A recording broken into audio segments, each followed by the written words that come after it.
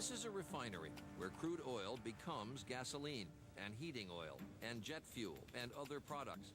Refineries are gigantic. They are noisy. And refineries stink. If television had a scratch and sniff capability, this would not be a pleasant moment. As a result, people don't want refineries in their neighborhoods. A third of the country's refineries are concentrated along a remote stretch of the Gulf Coast, from Alabama to Texas. Chevron's Pascagoula, Mississippi refinery is one of the biggest. Over on our right here is a crude unit. It's in that silver column in that there. silver column there, yeah. Right. We heat up the crude, and depending on the boiling range, the lighter material comes off at the top of the column. Roland Kell has run major oil facilities in Europe, Africa, and throughout America for 37 years. And he took over managing the Pascagoula plant 7 years ago.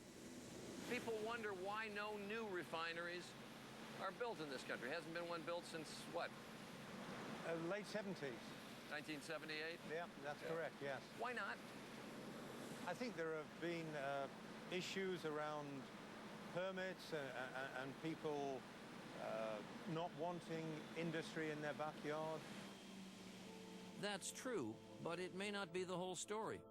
In the mid-1990s, more gasoline was being refined than was being used, so profits at the refinery level were at an all-time low. Internal oil company memos from the time show the industry was well aware of the problem. This one from Texaco warns that supply significantly exceeds demand, which has led to very poor refinery financial results. So they merged and they shrunk.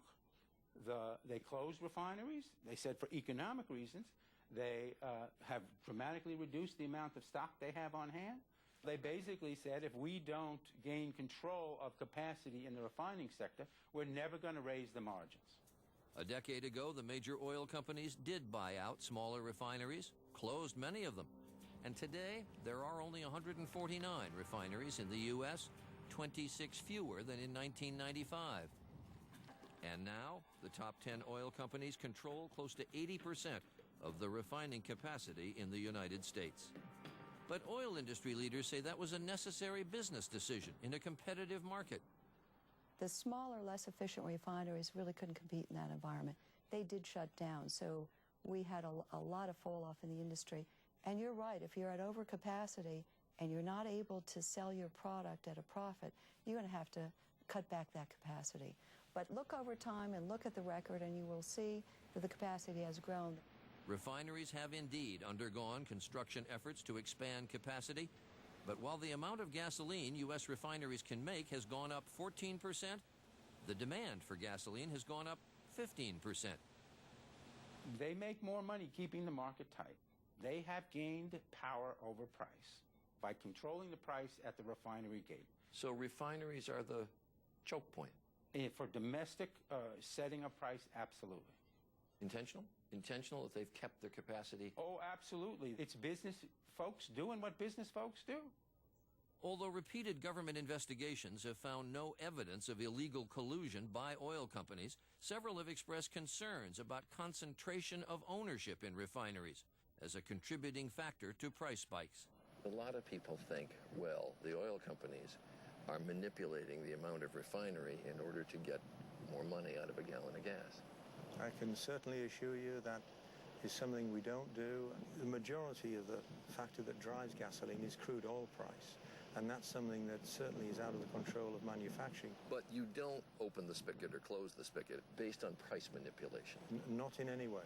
The operator of the refinery that we talked to flatly denied that they turned the spigot on and turned the spigot off to regulate the amount of supply and therefore drive up the price. He said we're operating at full capacity.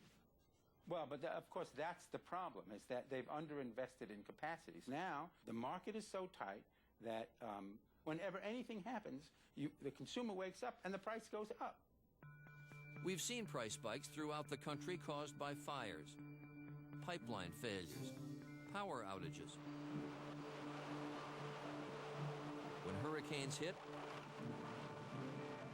they knock out refineries, flood them, routinely shut them down for days on end, leading to long lines and higher prices at gas pumps across the country. Bottom line, we use virtually every drop of gasoline we make.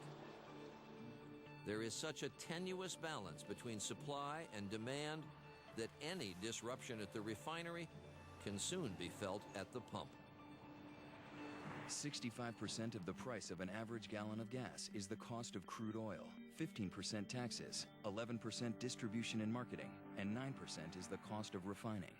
Coming up. He wanted to make money, and he wanted to make a lot of money. Buy low, put some holes in the pipeline, cause a spike in the price of oil, and then sell what he had bought low very high. Over a Barrel continues in a moment.